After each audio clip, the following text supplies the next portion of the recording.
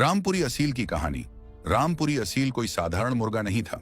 इसका जन्म उत्तर प्रदेश के रामपुर रियासत में हुआ था, जहां के नवाब न सिर्फ शासक थे बल्कि कला, युद्ध कला और परंपरा के संरक्षक भी थे।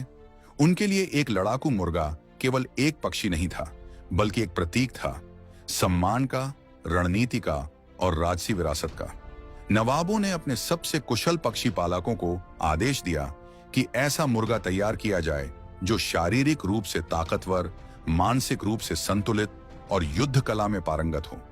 उन्होंने भारत के कोने कोने से उच्चतम नस्लों के पक्षी मंगवाए, कहीं से तेजी, कहीं से ताकत और कहीं से सहन शक्ति।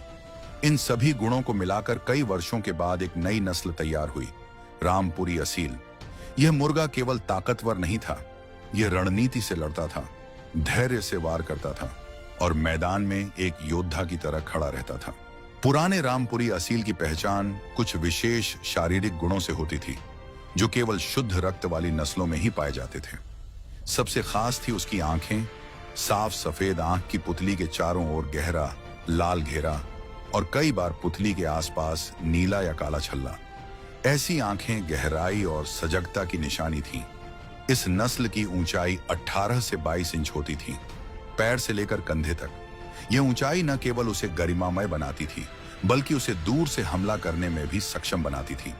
उसकी टांगें सफेद रंग की, चौड़ी और मजबूत होती थीं, जिसमें जबरदस्त हड्डियों की ताकत होती थी। चाल सीधी और नियंत्रित, मानो कोई सिपाही परेड कर रहा हो।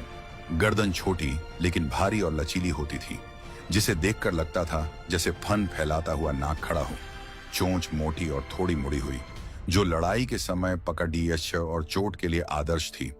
कंघी कोम्ब बहुत छोटी और कठोर होती थी, जो चोट से बचाव में मदद करती थी। छाती चौड़ी और सीधी और शरीर के हर हिस्से में कसाव था, जैसे हर मांसपेशी युद्ध के लिए तैयार हो। रामपुरी असील केवल एक लड़ाका नहीं था, वह एक रणनीतिक योद्धा था, जो सोचकर वार करता था और मुकाबले के बीच में रणनीति बदल सकता था। कई दशकों तक रामपुरी असील उत्तर प्रदेश के चुनिंदा पक्षी पालकों के पास सुरक्षित रहा। लोभ के कारण लगभग मिट गई, लेकिन कुछ सच्चे जानकारों की वजह से आज भी जीवित है। रामपुरी असील आज भी उस विरासत का प्रतीक है, जो कभी राजा के दरबार से शुरू हुई थी। यह सिर्फ एक मुर्गा नहीं है, यह एक विरासत है जो सांस ले रही है।